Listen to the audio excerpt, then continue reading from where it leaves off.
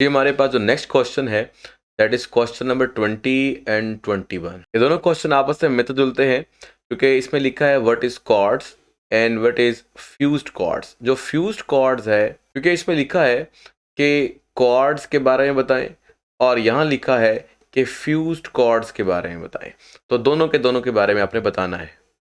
तो जी असल में जो हम पहले पहले पढ़ रहे हैं that is about the quartz. ये क्वार्ट्ज की टाइप है यहाँ पर। तो जो क्वार्ट्ज है, क्वार्ट्ज की ही टाइप है डी फ्यूज क्वार्ट्ज। तो पहले हम बात कर लेते हैं क्वार्ट्ज, थोड़ा सा हमारे पता किया गया प्रॉपर्टीज क्या है। वैसे क्वार्ट्ज के बारे में मैं आपको बताता हूँ। तो जो आपका पहली इंफॉर्मेशन है वो ये है कि SiO2 की क्रिस्टलाइन फॉर्म्स जो होती हैं वो क्वार्ट्ज कहलाती हैं। SiO2 सादा नहीं है बल्कि बहुत ही पेचीदा है। मैं थोड़े से इसके बारे में आपको दिखाता हूँ कि ये किस तरह से दिखता है। सबसे पहले आप ये शक्ल देखें जो आपको नज़र आ रही है। इस शक्ल में क्या नज़र आ रहा है? इस शक्ल में आपको नज़र आ रहा है कि देखें बिल्कुल वाइट से ज्योमेट्रिकल इसकी शेप है, नीडल लाइक है और काफ़ी सारा क्लस्टर सा मौजूद है। तो ये आपके पास सिंपलेस्ट आप बोल सकते हैं कि ये क्वार्ट्ज है। अब इसके ही अंदर हमने क्या किया, कलर कर दिया है। यानी ये हमने नहीं किया, एक्चुअली ये होता ही ऐसा है। ये पिंक कलर का है, इसको पिंक क्वार्ट्ज भी बोल देते हैं, रोज क्वार्ट्ज के नाम से भी ऐसे बोलते हैं। तो क्वार्ट्ज की काफ़ी टाइप्स हैं।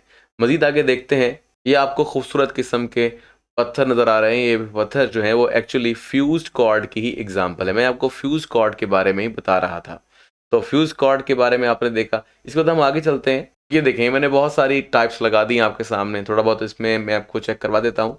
तो ये बहुत अलग अलग किस्म के आपको लग तो पत्थर रहे हैं, लेकिन जब इसको हम तराशते हैं, इसको अच्छी तरीके से बनाते हैं, इसकी कोई मिसाल के तौर पर इसको किसी ऑब्जेक्ट में चेंज करते हैं तो काफ़ी ब्यूटीफुल अपीयरेंस देते हैं। मिसाल के तौर पर ये आपको एक कोबेट जैसी, कोबेट अगर नहीं समझ आता तो समझ लीजिए एक नाली है और उसके अंदर जो है आपको खूबसूरत से एक खाली जगह नज़र आ रही है और एक पाइप सा बना हुआ है। तो इसी चीज़ का इस्तेमाल करके अगर हम बड़े बना लेते हैं, ना सिर्फ शो पीस बनते हैं बल्कि इंपॉर्टेंट यूजफुल चीज़ें भी या प्रोडक्ट्स भी बन सकती हैं। ये मिसाल देखें, ये भी एक क्वार्ट्ज की है जिसको आप फ्यूज क्वार्ट्ज बोल सकते हैं। यानी डिफरेंट ऑब्जेक्ट्स किसी मशीनरी के बनाने सख्त होते हैं, मजबूत हो सकते हैं, तो इनका इस्तेमाल डिफरेंट चीज़ों की मिलावट कर कर भी एक मतलब डिफरेंट प्रॉपर्टीज़ भी दी जा सकती हैं और मज़ीद यूज़फुल प्रोडक्ट्स भी बनाए जा सकते हैं।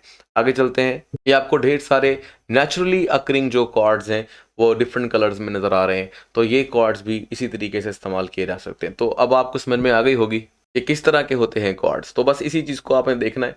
तो आप यहाँ पे लिखा है कि दीज आर हार्ड, ठीक है जी, रिफ्रैक्टर, ब्रिटल, जो कटक करके टूटते हैं जैसे बिस्किट, और कलरलेस सॉलिड्स, ठीक है जी, कलरलेस होते हैं।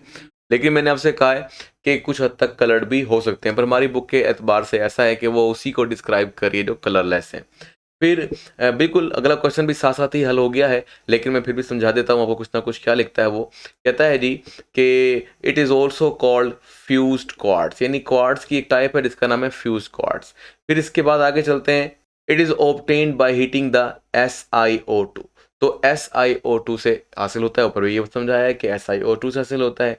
In this way it gives the viscous liquid. कुछ बुक से लाइंस ली हैं तो उसमें हम बुक के एतबार से रहने देंगे क्योंकि बुक ने इतना ज़्यादा तो नहीं लिखा जितना हमने इसको जनरली समझा दिया, तो बुक थोड़ा स्पेसिफिक रहती है। तो विस्कस लिक्विड भी बन सकता है रैंडम स्ट्रक्चर के साथ, ठीक है जी। जैसे मैं आपको एक बात समझाता हूँ, शायद रैंडम आपको समझ में आ जाए। आपसे मैं पूछता है शीशा कैसे बनता है, ठीक है ना। SiO2 रेत को बोलते हैं। तो शीशा आमतौर पर जो मैंने आपको चीज़ें दिखाई हैं ये ट्रांसपेरेंट भी है। तो ट्रांसपेरेंट कलरलेस होने की वजह से इसको आप गिलास के तौर पे भी इस्तेमाल करते हैं। अब आप क्या करते हैं, रेत को गर्म करके इतना गर्म करेंगे पिघल जाए तो वो भी कलरलेस हो जाती है। और उसी सैंड को अगर आप क्या करते हैं, रेत को ठंडा करते हैं तरह जल्दी, सुपर कूल्ड बोलते हैं इसको। सुपर कूल्ड का होना क्या है, यानी आपको इस तरह से क्या बात समझ में आई है भाई। पहले वो फॉर एग्जाम्पल कोई चीज़ सॉलिड थी, उसको आपने गर्म किया आइस, तो वो पानी बन गया, फिर दोबारा ठंडा किया तो वो दोबारा से आइस बन गई। तो ये क्या मामला है कि रेत को गर्म किया तो वो ट्रांसपेरेंट लिक्विड बन गया और वापस ठंडा किया तो फिर रेत क्यों नहीं बना। जब आपने इसे दोबारा से पिघला दिया तो पिघलाने पर जो जो ज्योमेट्री बनाने वाले, स्पेसिफिकली अरेंज होने वाले जो आपके पास एटम्स थे वो बिखर गए। जैसे कि लिक्विड के मॉलिक्यूल्स क्या होते हैं, वो बिखरे हुए होते हैं। लिक्विड के मॉलिक्यूल दूर दूर होते हैं, बिखरे हुए होते हैं। तो ये है जी वो ट्रांसपेरेंट रेत। ठंडा कर रहे हैं, ठंडा जल्दी जल्दी कर रहे हैं, इतना जल्दी से कि हम टाइम नहीं दे रहे कि वो एटम्स सही तरह से जाकर दोबारा से एक क्रिस्टलाइन ज्योमेट्री बनाएं और रेत पे तब्दील हो।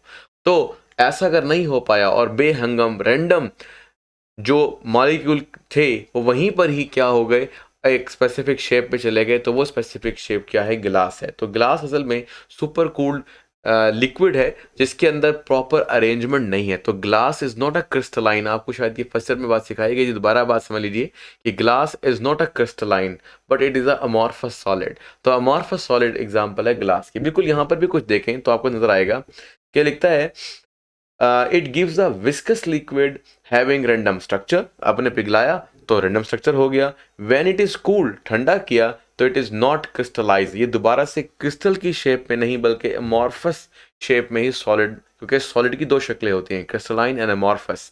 तो अमॉर्फस फॉर्म में चली गई, पहले थी क्रिस्टलाइन, फिर हुई वो रैंडम मॉलिक्यूल्स बन गए in a form of liquid, and after that when we cooled it rapidly और super cooled, then it converts into amorphous solid, and this amorphous solid look like the pictures I have already shown to you.